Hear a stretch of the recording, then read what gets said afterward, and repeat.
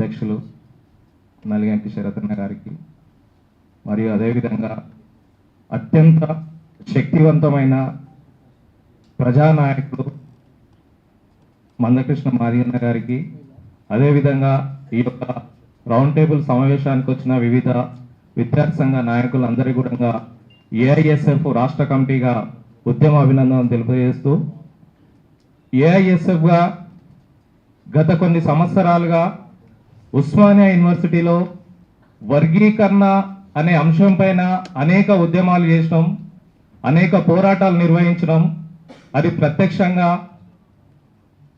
అందరూ కూడా చూడడం జరిగింది. ఏఐఎస్ఎఫ్ అనే అసెంబ్లీ ముట్టడి చేసినాం. అదేవిధంగా ఏఐఎస్ఎఫ్గా 3 రోజులు నేషనల్ సెమినార్ వర్గీకరణ పైన నిర్వహించినాం.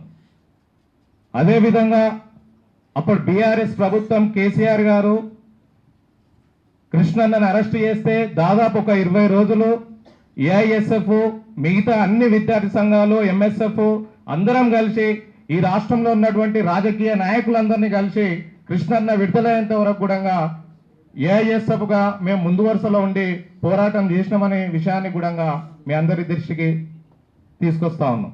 అదేవిధంగా ఇప్పుడు 1000 గొంతులు 1,00,000 డప్పులు అనే ఉద్యమానికి ఖచ్చితంగా ఏఐఎస్ఎఫ్గా బాధ్యతగా వర్గీకరణ అనే అంశం న్యాయమైన డిమాండ్ కనుక ఖచ్చితంగా మేము రాష్ట్ర కమిటీగా ఇప్పటికే మేము ఒక ప్రోగ్రాం చేయాలనే కార్యాచరణ కూడా తీసుకోవడం జరిగింది. అందులో భాగంగా మన సుధాకర్కు స్టార్టింగ్ అన్న ఎప్పుడైతే ఆ యొక్క స్టేట్మెంట్ ఇచ్చిండో నేను ఫోన్ చేసి మాట్లాడడం జరిగింది. ఉస్మానియా యూనివర్సిటీలో కూడా అన్ని విద్యార్థి సంఘాలను కలిసి మనం ఒక కార్యాచరణ తీసుకొని ఇక్కడ సాధ్యమైనంత వరకు మనము డప్పులతోని అదేవిధంగా ఒక ప్రోగ్రాం చేస్తే బాగుంటుంది అనే మా ఒపీనియన్ కూడా చెప్పడం జరిగింది. అంతిమంగా ఈరోజు రౌండ్ టేబుల్ సమావేశం నిర్వహించడం నిజంగా చాలా సంతోషం.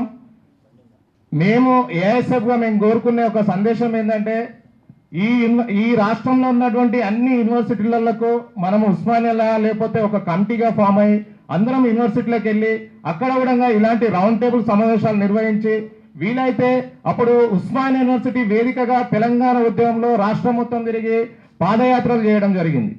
ఇక్కడనే ఉస్మానియా వేదికగా అన్ని యూనివర్సిటీలను కలుపుకొని మనం ఒక జేఏసీగా ఫామ్ అవుతామా లేకపోతే అన్ని కుల సంఘాలను కలుపుకొని అన్ని విద్యార్థి సంఘాలను కలుపుకొని వర్గీకరణ తక్షణమే చెయ్యాలనే ఒక డిమాండ్తోనే రాష్ట్ర వ్యాప్తంగా విద్యార్థి సంఘాలుగా తిరిగితే బాగుంటుందని ఏఎస్ఎఫ్గా ఒక ప్రతిపాదన మేము ముందు పెడతా ఉన్నాం.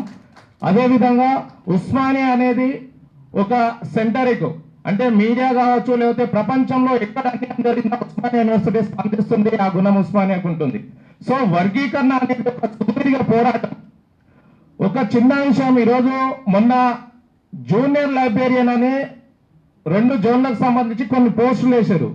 మల్టీ-1 జోన్లో జూనియర్ లైబ్రరీ సంబంధించి ఒక 3 పోస్టులు ఉంటే ప్రధానంగా అందులో ఒకే వర్గానికి 3 పోస్టులు రావడం జరిగింది. అంటే అత్యధికంగా ఉన్నటువంటి మాదిగలకు 4వ ర్యాంక్ ఉంది. అంటే 3 పోస్టులు వాళ్ళకే పోవడం వల్ల వీళ్ళు అసలు జాబులే లేకుండా పోయారు. సో ఇలాంటి సందర్భాలు కూడా మనం అనేకం కూడా చర్చించుకోవాల్సిన అవసరం ఉంది. వర్గీకరణ వద్దనే వాళ్ళకు ఇలాంటి ఎగ్జాంపుల్స్ కూడా మనం ఖచ్చితంగా చెప్పాలని నేను తెలియజేస్తూ భవిష్యత్తులో ఈ యొక్క ప్రోగ్రాంకు ఎలాంటి కార్యాచరణ తీసుకున్న ఏఐఎస్ఎఫ్గా మేము మా రాష్ట్ర కమిటీలో కూడా ఖచ్చితంగా అన్ని జిల్లాలలో కూడా ఈ యొక్క కార్యక్రమాలు చేయాలి, మద్దతుగా మనం కార్యక్రమాలు చేయాలని మేము పిలుపునిస్తాం. ఖచ్చితంగా ఈ ప్రోగ్రాం విజయవంతం అవడంలో ఏఐఎస్ఎఫ్గా ముందు వరుసలో ఉంటామని తెలియజేస్తూ ధన్యవాదాలు ఫ్రెండ్స్. Thank you Naresh.